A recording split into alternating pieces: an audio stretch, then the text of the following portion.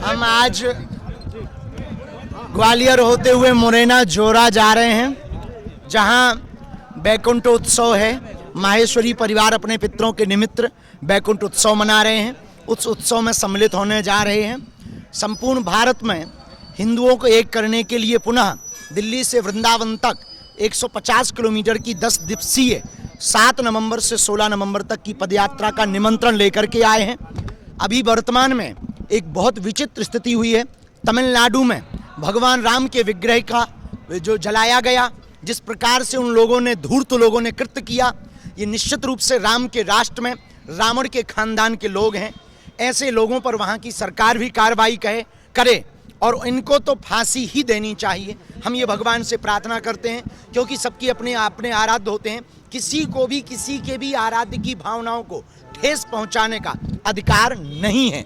दूसरी बात, इस प्रकार के कृत्य ना हो, इसलिए हम पूरे देश में पदयात्राएं करते रहेंगे, हिंदुओं को जगाते रहेंगे और हिंदू राष्ट्र बनाने के लिए हर पल हमें हिंदू राष्ट्र कागजों पे नहीं, लोगों के दिलों पे चाहिए।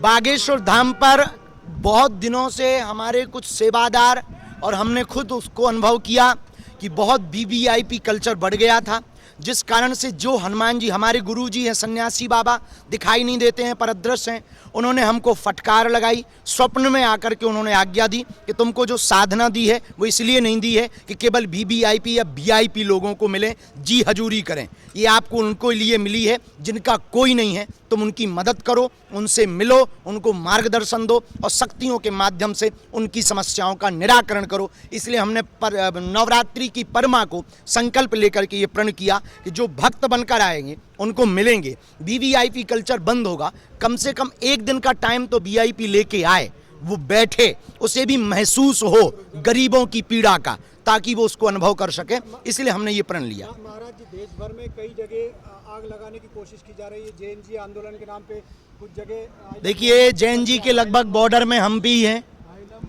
1996 का हमारा जन्म है, तो बॉर्डर पे हैं हम। जैन जी तो नहीं है, पर बॉर्डर पे हैं।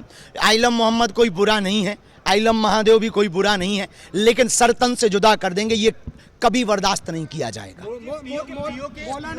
पाक अधिकृत जमीन लेकर के रहेंगे, यही समय है, सही समय है। और अभी पाकिस्तान में बहुत बढ़िया हंगामा चल रहा है, भगवान सबको सद्बुद्धि दें। हम वहाँ भी शांति की प्रार्थना हनुमान जी से कर रहे हैं और पाकिस्तान से कहेंगे कि यदि तुमसे देश ना संभले तो घर वापसी कर लो भारत में। Thank you.